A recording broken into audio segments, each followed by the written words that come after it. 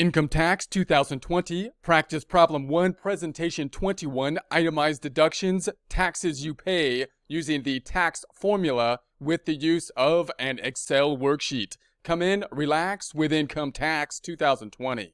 Here we are in our Lacerte tax software. You don't need the Lacerte tax software to follow along, although I do think they have a 30-day free trial. So if you can get access to a promo or demo version of it or any other tax software, it could be a good tool to practice with. We're going to be continuing on with our comprehensive practice problem number 1. Last time we entered information, or in the last section, we entered information related to the total income. Total income now at the $81,030. Then we focused in on the above the line deductions or the adjustments to income. Now we're looking into the itemized or standard deductions, focusing in on the itemized deductions to see if they can be over the standard deduction to be able to take them. Last time we entered the information related to the taxes in the itemized deduction into our formula, into our worksheet here, into the actual software, into the forms. Now we're going to be doing the similar process into our Excel worksheet. Again, noting that you would only really put this into the Excel worksheet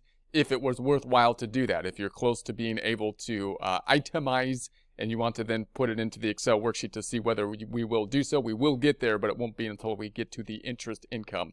So now we're going to enter the tax information. That's one of the more complicated itemized items to enter into the Excel worksheet because sometimes we're going to have help from the tax software to figure out what that will be. So if we look at the first page of the tax formula, we're down here on the below the line deductions trying to see whether or not we're going to take the itemized deductions or the standard deduction. The standard deductions at the $24,800 due to being married filing joint as opposed to $12,400 for single or $18,650 for head of household.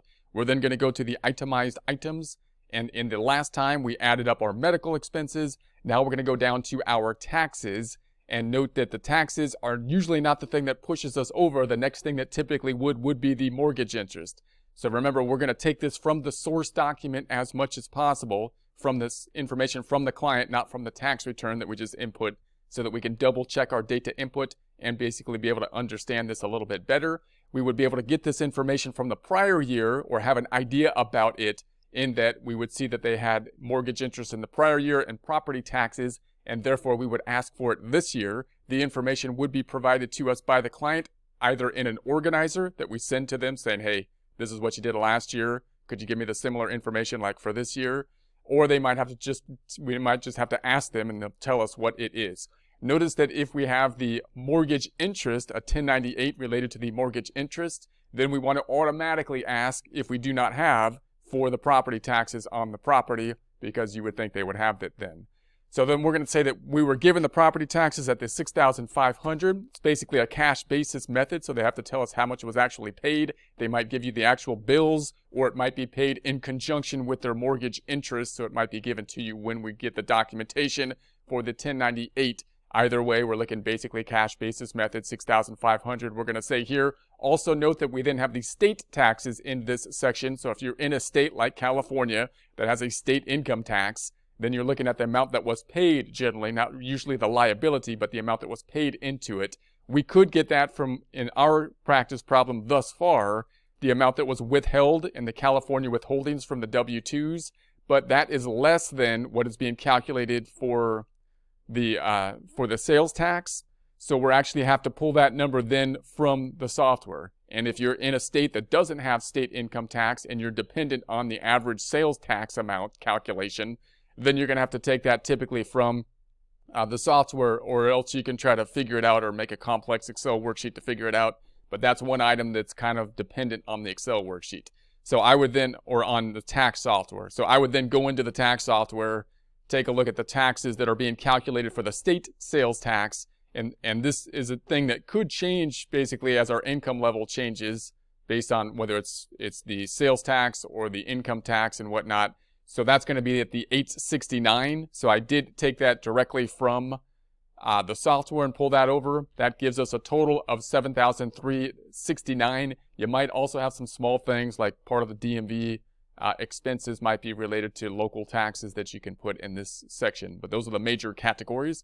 Also note that it could be capped at like $10,000 if you're at a high tax area. So like California, if you have a higher income people in California or New York or something, then you might end up with a cap on it. So now we've got that 5,093, we've got the 7,369, 500 for the charitable contributions, adding up to the total at this point of the 12,962. We can tie that out and see if it ties out to what we have here in the Schedule A in the software. 5,093 medical, 7,369 for the taxes, and then the charitable 500, 12,962. 12,962, there it is. That then pulls over to the first page of our tax formula, and it's less than the standard deduction thus far, and therefore, once again, we're still taking the standard deduction at this point. So no change has been made, but it gives you a nice little comparison here, and that gives you a good idea to see how close you are. This worksheet gives you a nice idea to say, well, how close am I? Is it worthwhile to be gathering all of the itemized deductions or not? And that kind of mirrors what we have on the 1040 here, where we are taking the standard deduction of the 24,800. So we're still at the 40,330 on both Lacert in the tax software, the tax forms, and in the Excel formula, the Excel worksheet.